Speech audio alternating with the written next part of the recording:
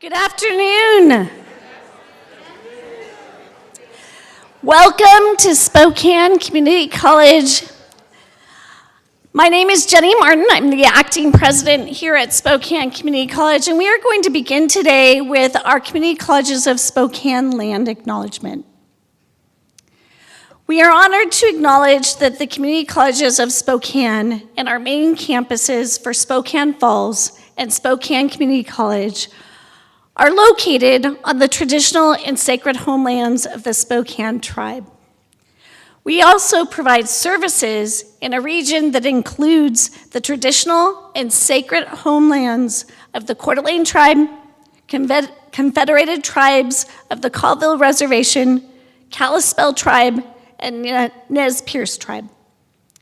We pay our respect to tribal elders, both past and present, as well as to all indigenous people today. This land holds their cultural DNA, and we are honored and grateful to be here on their traditional lands. We give thanks to the legacy of the original people and their descendants and pledge to honor their stewardship and values. Thank you. So again, welcome to Spokane Community College. We are pleased to have you here on our campus as well as out in YouTube land. We are here today for our Chancellor Town Hall, and so I was asked to introduce our Chancellor, Dr. Kevin Brockbank. So Kevin started at the Community Colleges of Spokane back in 2015, where he was hired as the Vice Provost of Strategic Partnerships. He worked in that role for a couple of years until he moved here to Spokane Community College as our president in 2017. In April of this year, Dr. Brockbank was named Chancellor of the Community Colleges of Spokane. We are so pleased to welcome him back to campus in this role as Chancellor, and really look forward to hearing about his vision for the future at the Community Colleges of Spokane.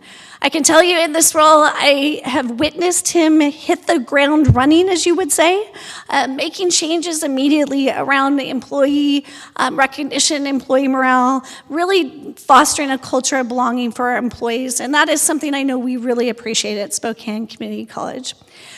I do want to also mention, as part of his introduction, I don't know if this is always done, but he's a fan of cycling. He likes dogs.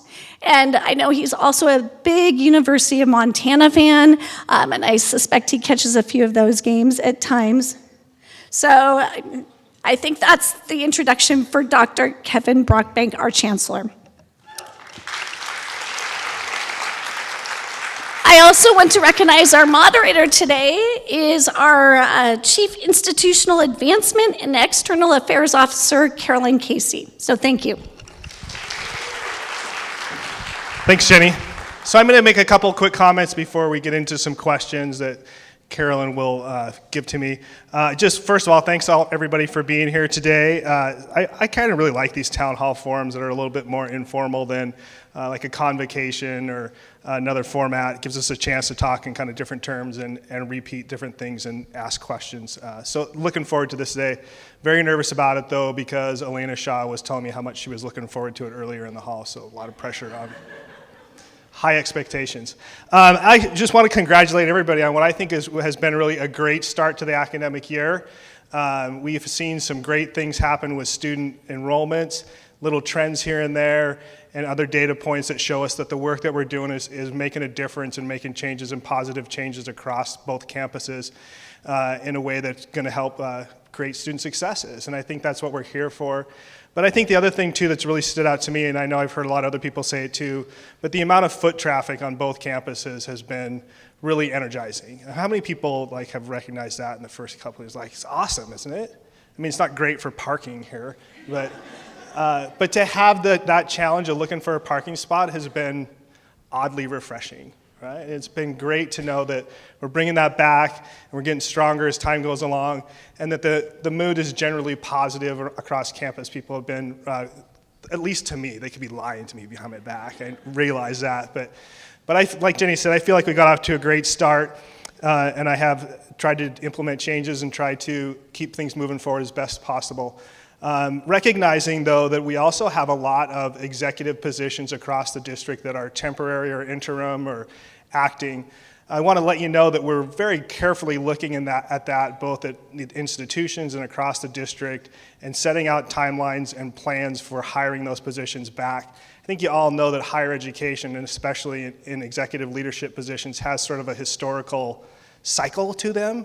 And so getting the right people to apply and the highest number of candidates and best candidates goes in a certain sort of timeline and cycle. And so as we get into, frankly, probably next month, there will be different places, some forums about what do you want for the next president at SCC, what do you want in this vice president position, what do you need here and there. And then there's some changes in some district positions too that we'll, so we'll start working on as time goes along.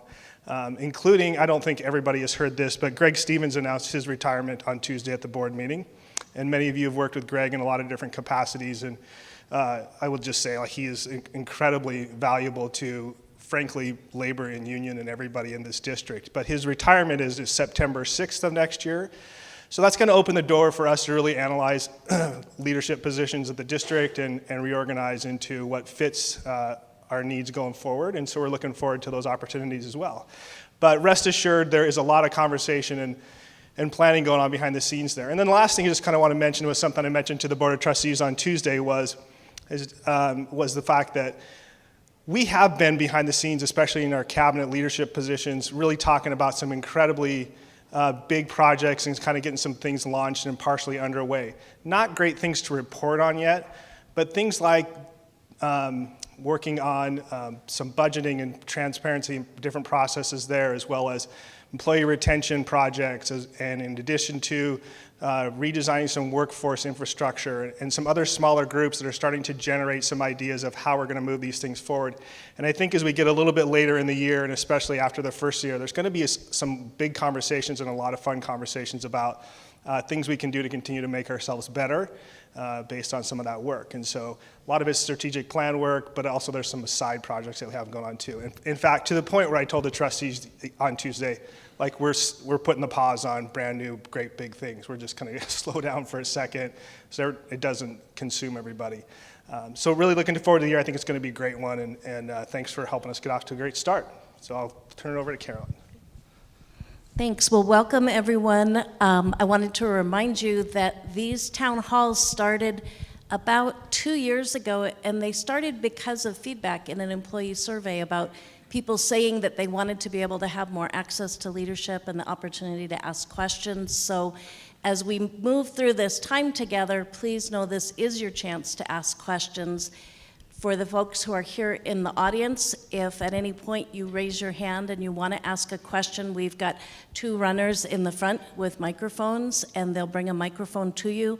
And for the folks watching this online, you can just type your question into the chat online, and we'll make sure your question gets asked for you. We did have some questions sent in advance, so I'll start us off with one of the questions that we've already received, and it's a question about mutual respect. You got a lot of attention at the convocation this fall when you talked about having zero tolerance for people at CCS treating each other badly. And people have wondered more about what did you mean by that? What's that look like? I meant be nice to your colleagues. No, this is actually a good question based on what I talked about earlier, which is, we talk about that at convocation. I have a rehearsed set of things I want to say and said in a certain way that hits a whole group. But this is in a little bit more informal way. I can talk about this and reinforce what I meant by that and what the intended purpose was. And it really is, it does boil down to that at some level. It was funny, I did get a lot of questions and clarification comments about that afterwards, which I didn't think I would. But this whole Manny being Manny thing, it wasn't really about changing the rules here or, a threat of disciplinary action or those different things. It was just an acknowledgement to the fact that this institution and our people and leadership are not going to tolerate, support, or turn the blind eye to people who do not treat others with mutual respect. And that does boil down to this simple thing. It's like, be nice to your colleagues.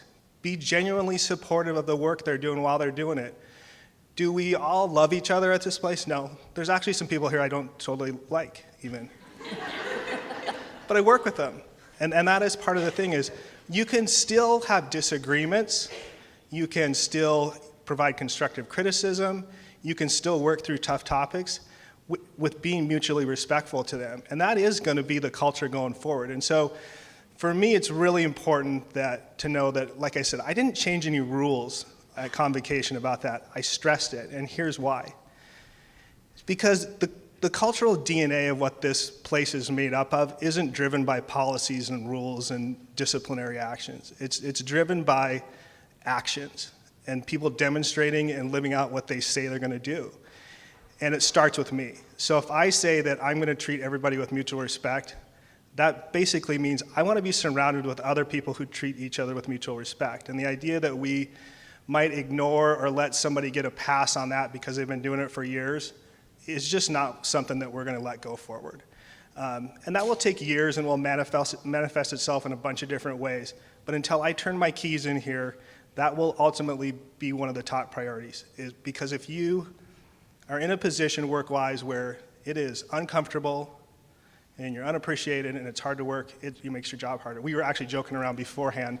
Like let's give a totally different parallel example is, everybody watches what's happening on a national and state level politics-wise. Can you imagine how much fun it would be to work in the U.S. House of Representatives today? That can't be CCS, right? That's a totally ridiculous comparison. But think about, if you all think about this, if you think, hey, if everybody was nice to me and helpful and supportive, would it make your job easier? Would it make you more happy to come to work every day? Those are simple concepts. And those are things that we can continue to work on just by mutually agreeing to them and pushing them forward. And so I feel really strongly about that and know that it has to happen by starting with me and me being really invested in that, and that's where that comes from. So, I mean, there was all kinds of insinuations that there were hidden messages in what I said, and there wasn't. It's that simple. It's a simple concept. Great, thank you.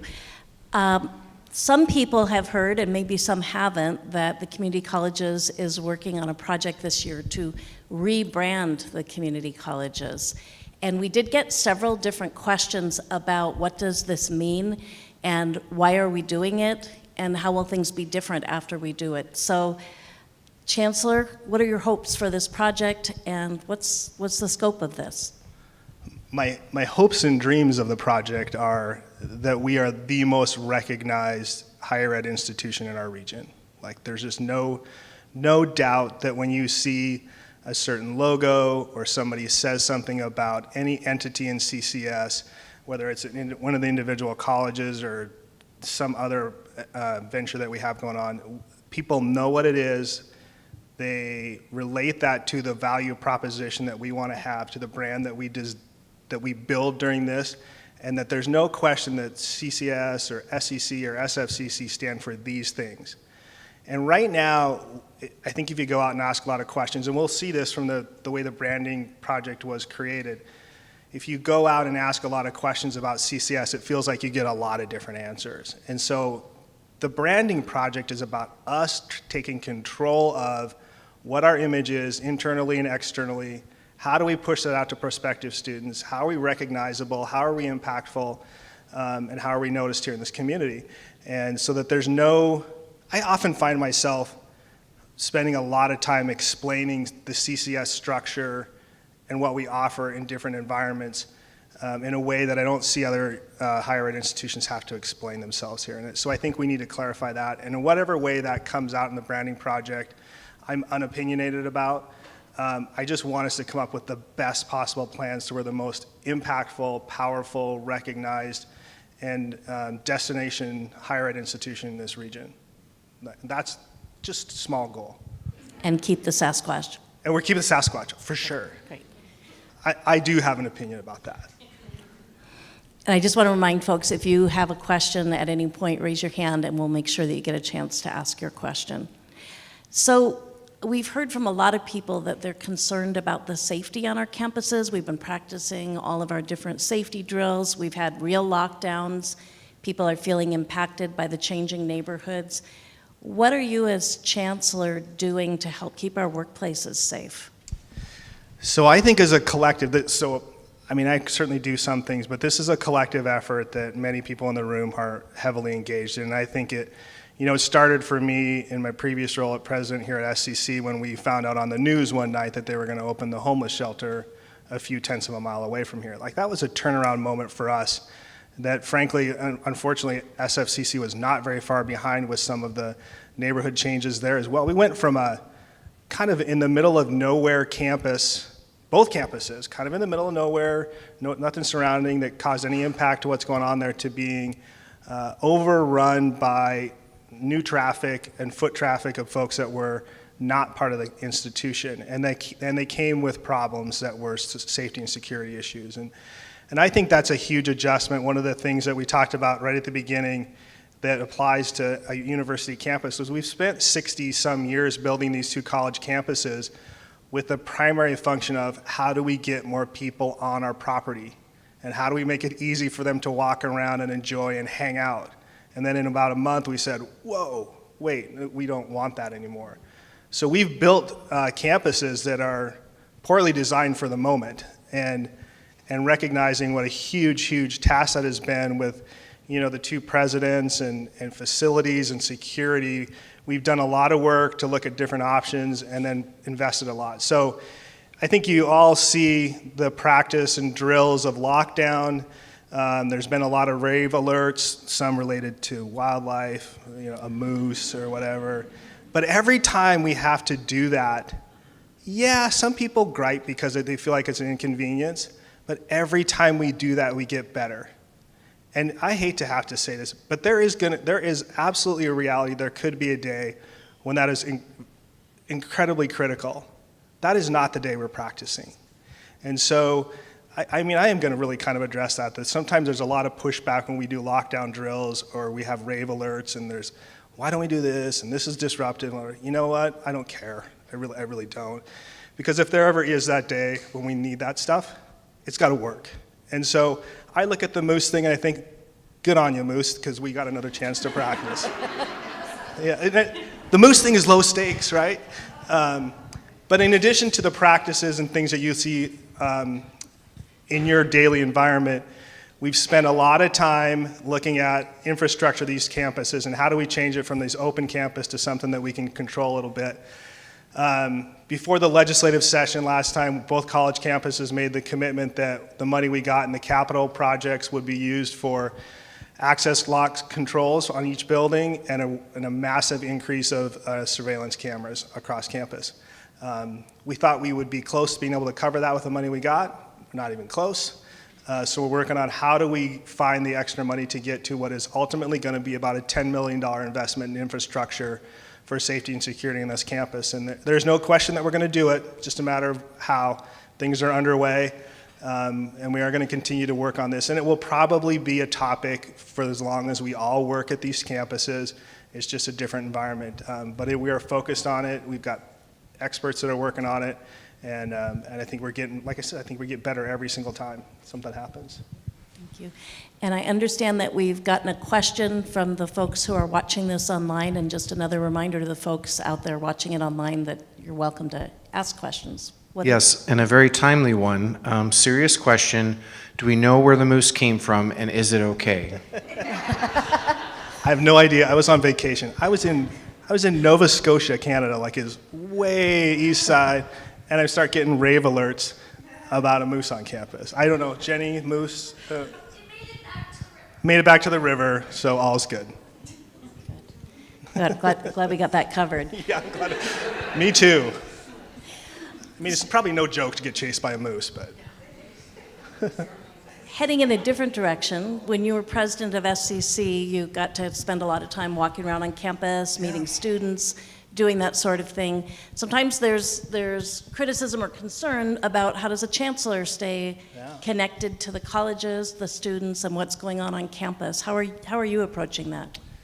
Well, that was my one real reservation about actually applying for this job, was knowing that, as you many of you have gone through this where you're a really good faculty member and you get asked to be department chair and then you're the dean and then you're moving on.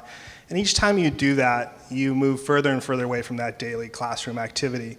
And my concern about this job was man, then, moving to RP1 downtown takes me even further away from daily campus activities. And that is going to be a challenge going forward. I had the advantage over anybody else who was applying for this job and knowing I didn't need to know where buildings were and where things were going on, and I had a great grasp on what's going on. But I do recognize the fact that my job in this is a heavy, heavy component of that is being a great advocate and champion and expert and kind of, I don't know what the other word is, but bringing accurate information about the colleges and what we do to different environments. And so when I'm not informed at a high level, I feel uncomfortable doing that. And so even though it's been a little less than 6 months since I worked at SEC every day, I already feel like there are things happening here that I don't catch up on. And so this is a place where I would say, I can't do that alone.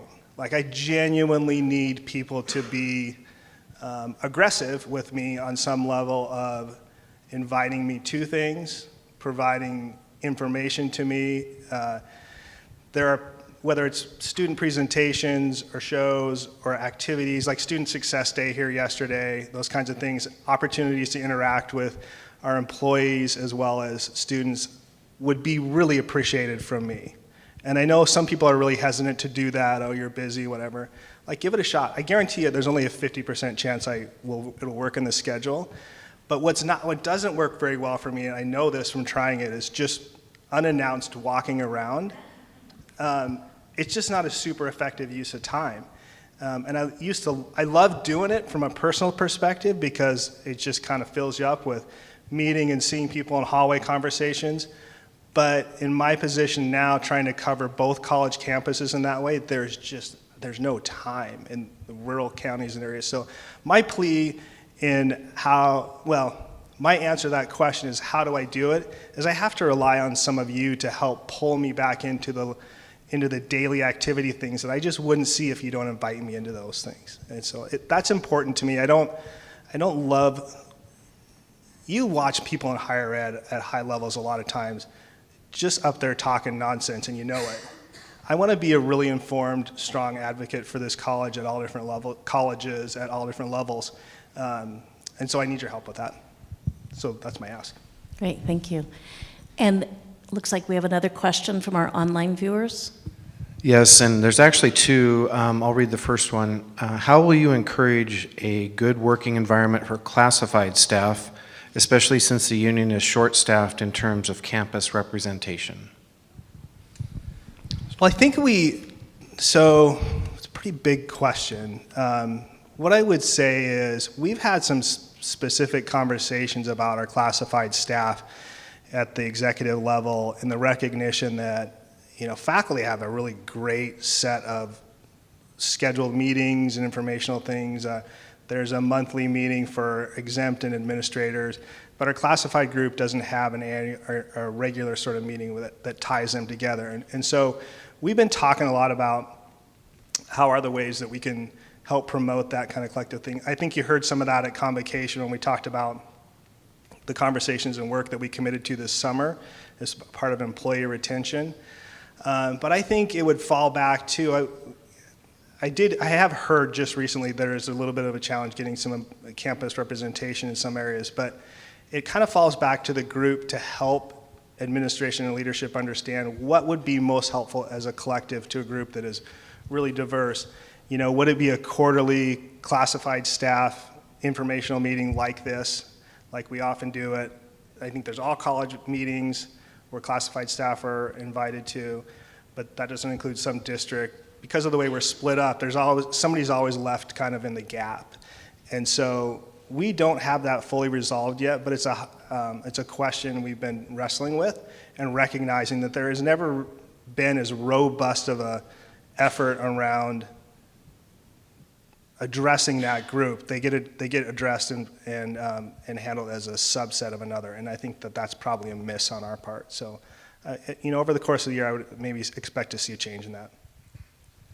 We had a question emailed to us this morning, and it maybe takes you back to your SCC president days or your current chancellor days. This was for someone who was concerned about the future and the status of the SCC swimming pool. And the person who wrote said, you know, were all the different avenues looked Yeah. at of the ways to fund it through swimming lessons or staff swimming fees, and they wrote about what an important part it had been for them at SCC. So I was going to ask Jenny if she knew what the question was before it was. Come on up, Jenny, and talk about the pool. You know, one of the things I said at convocation is I'll tell you the truth no matter if it's what you don't want to hear. The pool's basically not going to open again, right? Unless something dramatic changes. We really did over the past few years. I think, you know, Jenny, when she was the vice president, and Dean Fitzgerald looked at all kinds of different options. Here's the reality: is it's a very antiquated infrastructure and pump and system that's in there that has to be replaced, and that's a six-figure replacement. There's a hole in the pool somewhere; it leaks, and the maintenance on that requires an employee that's certified in some chemical stuff that is beyond what we really realized until we got into it, and so the cost to run it is pretty exorbitant. And the reality is that, and I've seen people like, well, what if we did this for fundraising? What if we did that? We tried through different educational opportunities to keep that pool full, but it really was mostly used by employees, which I understand many of our employees who I really love that. These are some of my favorite employees, right? Including the one controlling the lights Yeah, today. the one who's in charge of the lights up there. So, but it didn't make sense at the time to spend hundreds of thousands of dollars on something that really did not benefit students, and that's the position we're still in. I will tell you, though, that Adam Swinier, the superintendent of Spokane Public Schools, has reached out to us, and we've got a meeting on the books to talk about potential use of that by the school district, and maybe there's a two-party partnership that changes that situation, but we're doing that as a good partner, reluctance, but us doing it alone has felt like not a smart fiscal decision. And so at this point, I would say, don't get your hopes up about the pool. Sorry. Okay. Before we go to another online question, I just want to give the people who are here in the audience a chance if anybody has a question. Yes, we do have one right back here. President Messina? Yep. I'm going to pass on this. Oh, come on, it's a softball question. She wants a swimming pool. Okay. I do not want the swimming pool. So you, as you mentioned, you were an insider and you were blessed with knowing a lot already before you took this position. I'm curious, it's a two-part question, or one part depending on how you answer it. What is, in 6 months, what's the biggest surprise? What's something that you learned that you didn't know? And you get bonus points if there's something about the falls in there. I didn't hear the second part. Apparently, it was funny, but I didn't hear the second part. But so I'll answer the first part. The biggest surprise. I think the biggest surprise for me has been, I wasn't surprised, but still a little bit of shock of how much external time I'm spending outside of CCS. And I knew that was going to be the deal, but I was joking with Carolyn the other day and saying, hey, if my day starts at 8 o'clock, I feel like I'm getting half a day off almost. Because the 7 o'clock breakfast and the 5 o'clock socials and the lunch and the different things like that, in order to really get us integrated in and connected wherever we need to be, has been one thing where I just, was a little bit more than I expected. But I think the other thing that, has been a surprise is how supportive the group is as a whole and how invested people are in the overall success of this at all different levels. I know certain parts of it, but I'm working with other parts of the district that haven't for a while. And there's a genuine energy and commitment to making this place great that isn't always a thing that rises up sometimes. Sometimes it's the troubles that we spend most of the time on. And I've been super energized and motivated by that sort of energy from our folks and that sort of commitment to this is going to be a great place and we can make it better. And that's really important to me, is being surrounded by people who are interested in making it better all the time. What was the second part of your question? I did not hear the second part. I heard SFCC, but I didn't. I said you would get bonus points if there was something you learned in these 6 months that happened to be about the falls. I did learn a lot, actually, the other day at a trustee meeting when Dean Pelchat walked us through the library and the redesign of that. I thought that was really creative on his part and really innovative. You know, that is a place I do want, you know, I had this plea earlier for more direct reach out and pull in. I need more time at Spokane Falls, and I want you to reach out to me and pull me into that. There are certain things and places I've been there, and it's rekindling some old relationships from being the provost. But there's more there that I need to be familiarized with. So I'm going to leave that door open. Go, Chris Pelchat. And we have another question from the online audience. Thank you. Yes, and we've had one other one come in also in the meantime. But the last one we need to get to is, how do you think the increasing student need for one-on-one connection will affect staff? How will you support them as student needs continue to grow? Ooh, that's tough. Well, I'll start with just the fact. I think anybody who's dealing with students and working with students or living with a student or living with young adults right now recognize that the mental health issues with that population are incredible. It's just hard for me to understand sometimes how much that's happening with our young adults and how pervasive it is throughout that population. And it's troubling, and whether we like it or not, that ultimately is becoming our responsibility. If we want students to be successful, we have to have the kind of staff available in a timely manner to deal with the things that outside of the classroom that cause students to be unsuccessful. And I know we've talked about it at length, both colleges and district, and just kind of how do we best use our resources to make more individuals available. That's going to be one of the things we press in the legislature going forward is mental health counseling. I know it is. It's not on the agenda for this next session, but going forward, we recognize that there has to be more people. And I think the thing that makes it hard, this question, well, what do you do with the one-on-one attention that's needed? One-on-one attention is not very scalable, right? And that's the problem for us. We know what is a successful model in academics is an athlete model where you've got a coach and you've got athletic staff and there's a department and there's extra supports and a community and all those different things.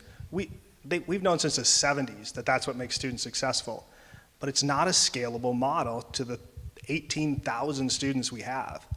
We have to have so many folks. So, you know, our counselors deal with mental health issues at the same time they're doing advising. It's just there's a capacity issue there. That is a question that will be, the answer to that question I don't have at this moment. We're all aware of it. We understand how challenging it's going to be. And it's something that if the first group that figures it out is going to make a huge difference in student success and transforming lives across this. But it's just like the security thing. Like, we didn't deal with security 3 years ago.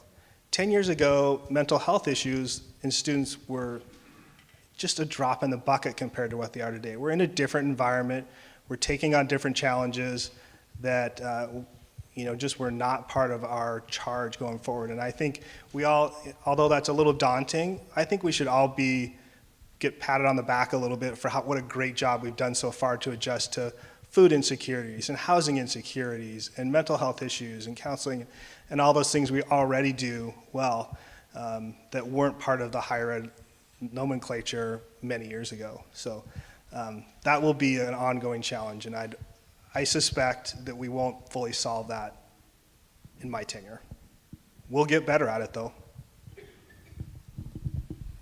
So another question that was emailed to us this morning is about artificial intelligence, and that artificial intelligence is all the buzz in the news these days. How do you see community colleges of Spokane using or not using artificial intelligence to boost productivity or make us better in our jobs? How many people in the room have used it as a tool? There you go. Me too. I wrote a letter, and I wonder how good of a letter it would write. It was pretty good. I heard somebody say something that really stuck with me, which is, you're not going to lose your job to AI, but you might lose your job to somebody who is effective in using AI in their job. Right? And I think that's a great way to look at the classroom and I think what some of the real challenges are and real fears are. So I was a faculty member when the internet, kind of came about, not when it came about, but when it became accessible to all users and we started using it in the classroom, there was this real fear of plagiarism and the inability to track who's doing what and cheating. And of course, AI brings us all up again at a very, very high level. And you know who survived that? Were the faculty members who figured out how to use the internet to their advantage in the classroom. And I don't think this is dissimilar to that. And I know that both colleges have had, in the Teaching and Learning Center in Kell, have had faculty who have addressed that and have looked at it in a positive way. I think AI has to be embraced. It's not going away. Everybody knows that. And looking at it in the sense of, like, how do I figure out how to use this in my job to my advantage in an ethical way? And because it's going to be part of the future going forward. So I kind of like it, that there's some advantages there. If I can get AI to write a letter for me quicker and better, then why wouldn't I use it? So full disclosure, none of these questions were written by AI.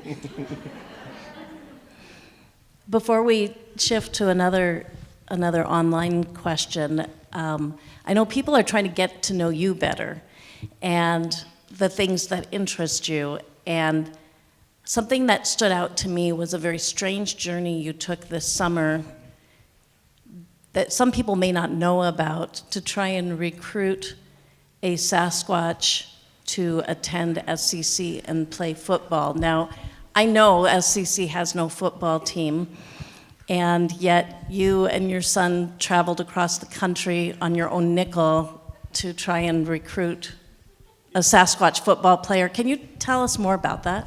This is an example of don't make a promise you don't want to fulfill.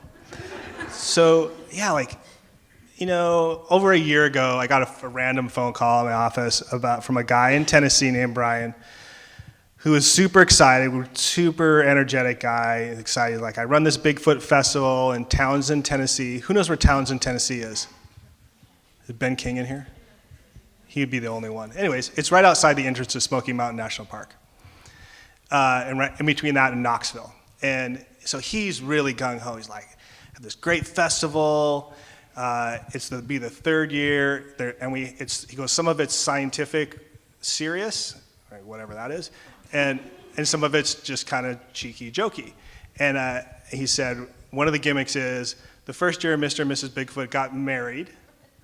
The second year they had a gender reveal. And the third year, this is the year he wants me to come to this, he said, we're gonna have Bigfoot Jr. choose what college he's going to go play football at, as a athletic reveal where they put the hat on or sign the letter of intent. And so he's so excited. I said, yeah, absolutely, I'll come. He goes, great. You're the only college in the country with Bigfoot as its mascot. And he goes, don't tell anybody this, but if you come, Bigfoot Jr. will come to your college. He'll choose that. So this is in the South, where football is kind of a big deal. It's legitimately 30 miles away from Knoxville, Tennessee, University of Tennessee. Right away, I'm like, this is a bad idea. But I figured by the time a year rolls around, he'll leave me alone and forget about it. He never did. And at some point, I looked at my wife, I'm like, I think I'm gonna have to go to this festival. I'm gonna really let this guy down. So we went, I talked my son into coming with me, and we went, and there legitimately was maybe 10,000 people there. It was everything you could imagine. Wood carving with chainsaws, a professional wrestling ring in the middle of the thing, huge food trucks, a little bit of everything. And we did go through this letter of commitment thing, and so it didn't go over very well. I thought it'd be kind of fun, but what happened was he ended up bringing 3 people, myself, a guy from University of Tennessee, I can't remember, UTSA, I think is what they are. And then from the University of Tennessee. And the University of Tennessee guy was a quarterback named Eric Ainge, and some people will remember him. So before this is all happening, we're all in the back, kind of chopping it up and chatting and, joking around. And they're like, you came from Spokane? So we go through the reveal thing, and he chooses CCS, and nobody talked to me the rest of the day. Legitimately, those guys just ghosted me. I left. Nobody in the crowd said anything to me. And honestly, I looked at the guy Brian at one point. I go, "Am I going to be safe when this happens?" Like you look out there, it looks like hunting season's going on. There's all the orange going on. It was fun though. Got to see a great part of the country and kind of joke around about the college. And you know, it's one of those things where you have to realize, like, sometimes there's fun things at work, right? And you take a chance on doing something different and going down there. And it was like Carolyn said, I did it on my own nickel because I knew it was not work related at all. But the other funny part to that story is Ben King, who's a math instructor here at SCC, is from Tennessee originally. And I had met a guy who organized the 5K race that morning. About 3 weeks later, Ben emails me. He goes, "Hey, I'm in Knoxville drinking beer with my buddy Tony. He said you did a great job at the festival." Like, how do you fly all the way to Knoxville and run into Ben King's buddy? It's just a lesson, like, you never know who's watching. But it was fun. You know, it was one of those things I took a chance on. Great memory. For as long as I have this job, it'll be one of those stories to be told. And there are some wild Sasquatch costumes from that event. You said we have another online question? Right. Yes, we actually have two now. So in terms of employee retention with a seemingly ever-rising cost of living, how does CCS plan to be competitive in terms of wages and benefits for classified staff? Yeah, so there's two ways to do that. I think the first thing I would say, and I get in a little bit of trouble statewide saying this, but the classified staff leadership statewide needs to lean back on leadership at the community college and state board community college system to be advocates for them in that process. I think they're at a disadvantage negotiating with the governor originally because you're such a huge organization that it's not just about what happens at the colleges, it's about the classified union across the thing. So they need better advocacy with the governor's office on what that means at the college level. And I would encourage WFSE executive leadership to reach out for some of that support. It's different. I mean, we're in a bargaining unit part, which makes it hard for us to do that. But I mean, I'll say it in any passing thing that our classified staff salary and wages are challenging. The thing we have done across the campus for campuses across the district for the last few years, as turnover has been much bigger, is I think leadership at all different levels has worked really aggressively to move individuals into different classifications, eliminate classifications that don't make sense, try to move people into higher classifications, which has a little bit of a rebound effect later on, but trying to do everything we can within the structure of the classified contract to provide classified staff the best living wage we can. But in general, the large raises that would make that equitable have to come from our legislature, and we need to be partners in that work, in my opinion. But I do think that both colleges and the district have done a good job of really looking at different classifications at different levels and saying, hey, this is not where you belong up here. And hopefully that's helped a little. And in the last legislative session, the state board, the whole system had employee wages as their number one priority to the state legislature across the board. Yeah, and I don't think that's going away. But I will tell you that one of the things that did happen is, and this is really complicated, nobody cares about this, but together with WFSE and WEA and AFT and all the labor unions that go with the community colleges, we all jointly together worked very hard to get the raises that were proposed fully funded. If we would not have gotten those fully funded by the legislature, we would have, at CCS, we would have seen about a $4 million unfunded mandate in the raises that people are receiving this year, and that would have been problematic. So there is a way to work in partnership and on the same priorities, even though there's negotiations that go into it as well. But in order to really get what we want statewide, we have to be in partnership. Thanks. Okay, another online question. And for the folks in the audience, we just have about 10 more minutes, so if you have a burning question, don't hold back. You bet, and we do have another one after this if we need to go to it. When freeway construction is completed, will the parking lots be accessible? Also, what are your thoughts about the freeway opening and how it might affect our campus specifically in regard to the homeless? Yeah, so the agreement when we sold the right-of-way to the Department of Transportation was that when it's completed, the area under the freeway would return to parking. We are responsible for maintenance and upkeep, which will include probably, basically the security part of it as well. We had a lot of conversations about that before any earth was moved there, about how we would do that and preventative measures. And quite honestly, that conversation's been put on hold a little bit as we work through the other security things that have popped up. And we didn't predict that those would happen.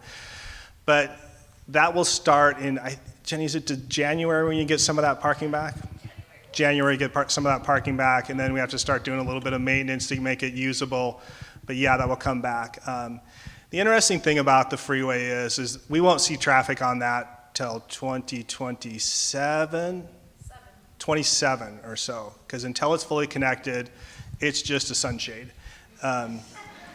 There are places where, this across town, there are places where overpasses like that become attractive places for people to camp and hang out and get out of the weather. There are other places where that's been mitigated really well, like downtown up by the high school. There are ways to do that, and we have some of those under consideration. But a lot of it, part of the reason it's also on hold is we don't know what it will really look like when it's done and what methods we can use to kind of control access under there and still use it for parking. So it's a topic. It's not fully resolved yet, though. But it was always that was our big security concern, was under the freeway, and that's second level now, unfortunately. We'll get something right, though.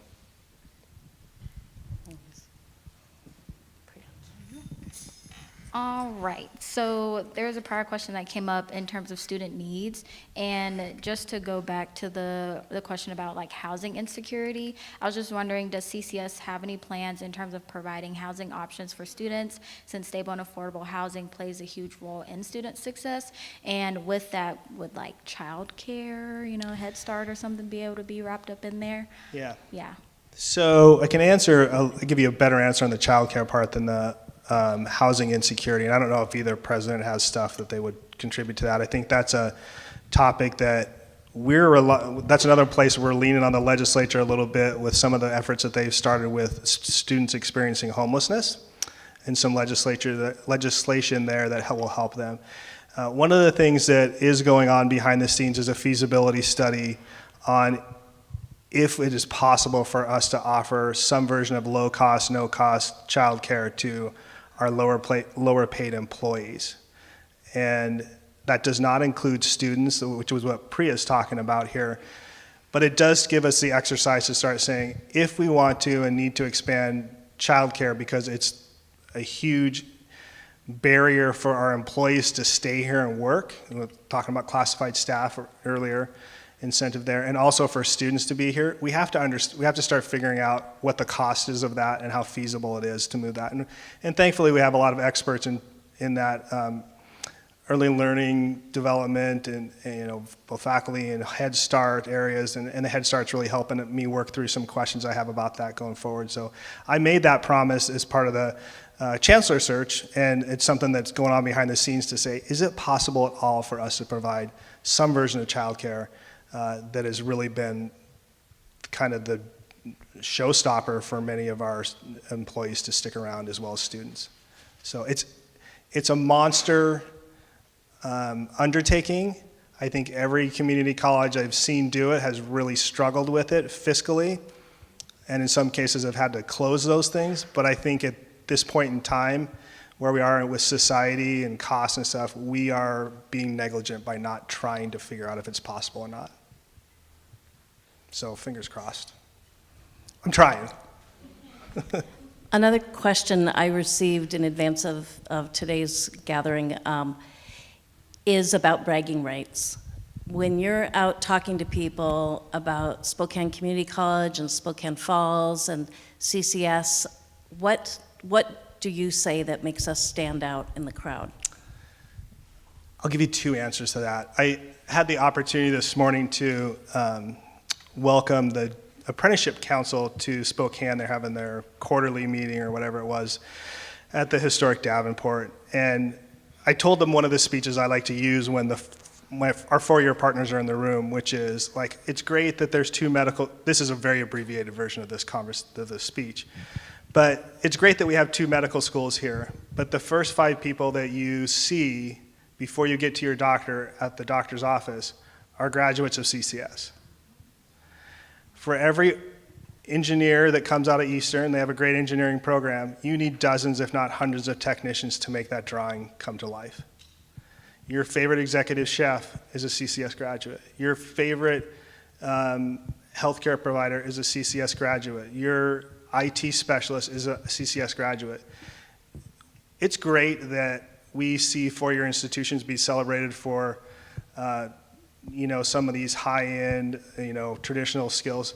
But the reality is that CCS builds the workforce backbone of this region. And if you take CCS out of here, this place will collapse. It's the truth. And so I told them that, and like I said, I like to use that speech when there's other, like Eastern in the room and a couple other people. But the other thing I would say too, and any leader of a higher ed institution would tell you this, which is quality. We've got the best faculty and classes are great, but I've watched it, and this probably violates some union agreement, but when my son was a Running Start student, I looked over his shoulder sometimes, and the instruction that he got from this institution was awesome. It's really good. We have great faculty across this district who do great things. And the other part that we don't get as much recognition for, which we should, is we are the most comprehensive community college system in this state by a long, long ways.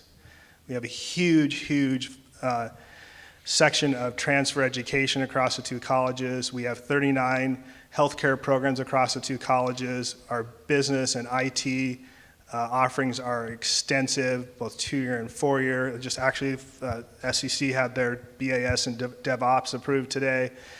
Which is so awesome.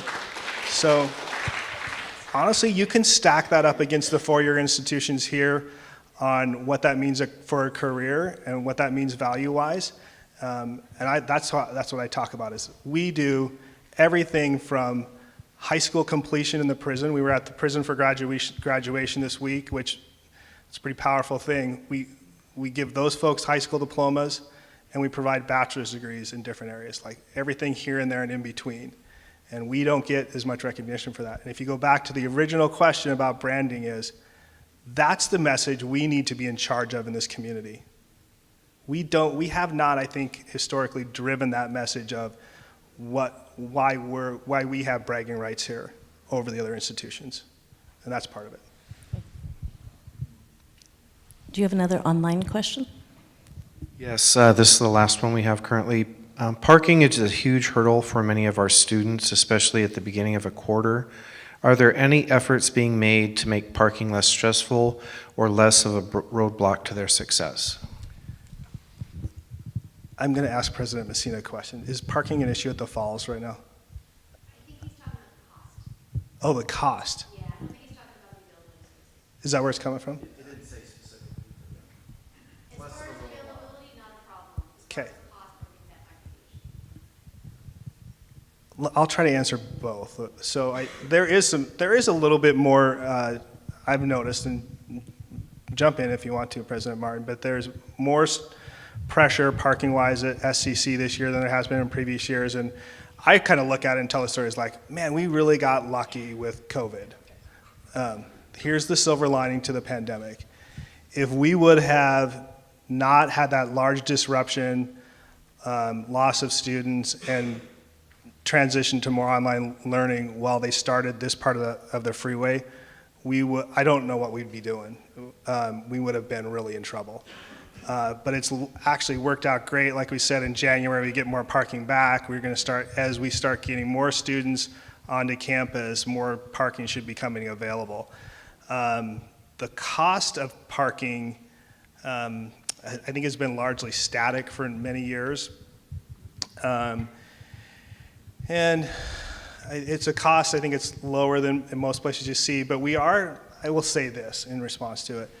One of the things that we're talking about philosophically going forward is no matter where it happens or how it happens, we need to be keenly aware of how we reduce the overall cost of attendance to our students. And one of the things that was dug up and kind of started, I think, at Spokane Falls was the idea that, like, hey, I think we've got money in the STA bus pass account. And so through some work between the two colleges and the business office, have come to the conclusion that we're not going to charge students for the bus pass going forward until we've depleted the reserve there. And that's a way that we look at it as like, hey, there's money sitting there, that's what it's for. How to accumulate it in CTC Link during that time, it doesn't matter. What we need to do is figure out a way to make that a benefit for our students. And so students will still have the bus pass available to them, but going forward, they won't pay for it for presumably quite a long time. And so the parking itself will be under review like that as well. And we just, I think we were all keenly aware that no matter how much more affordable we might be than Eastern or other areas, higher education is expensive, and it's also expensive in relation to where you are on your income level. And so whether you're middle class and trying to get a kid into Gonzaga, or you're below the poverty line and you're trying to put 2 students through SEC, it's expensive. And so we can't take for granted the idea that students can just shell out for this or that or the next thing. We're going to be critical of that going forward. And we have a question, Priya. Kim, up there.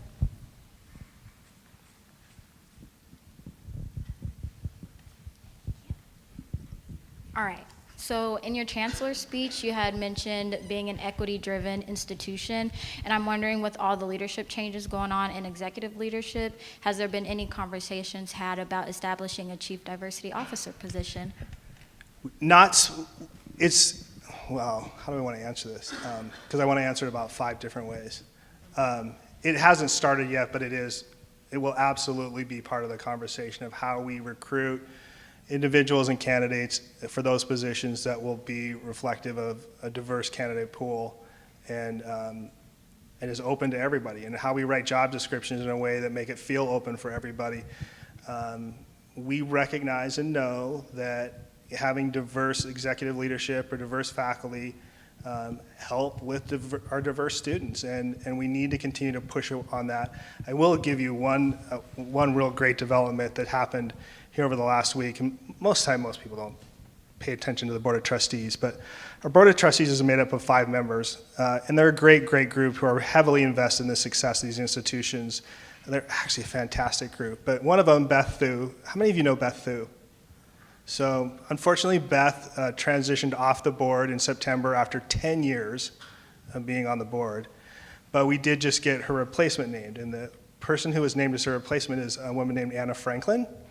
And Anna is the Chief Diversity Officer for Providence, and she is an African-American woman who has ties to the 2-year system, and probably the nicest person I've met this year, outside of CCS employees, of course.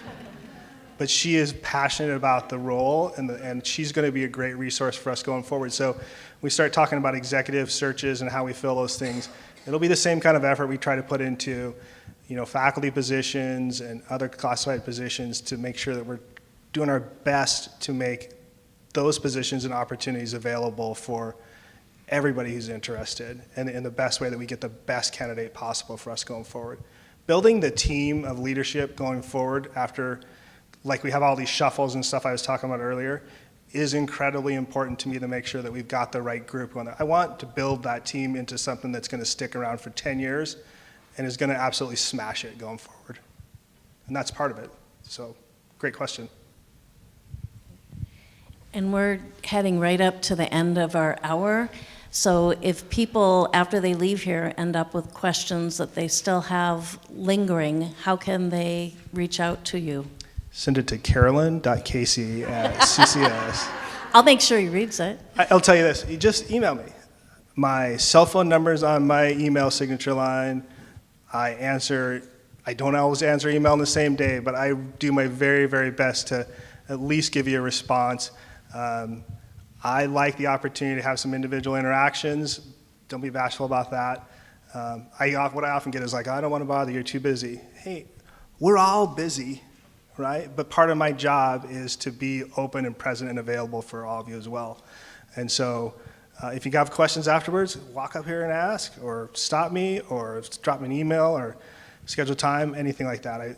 Like I said earlier, I need folks to approach me as well as me approaching folks to make this all work and for us to be great as a team going forward. Great, thank you very much, and thank you everybody for coming today. Thanks.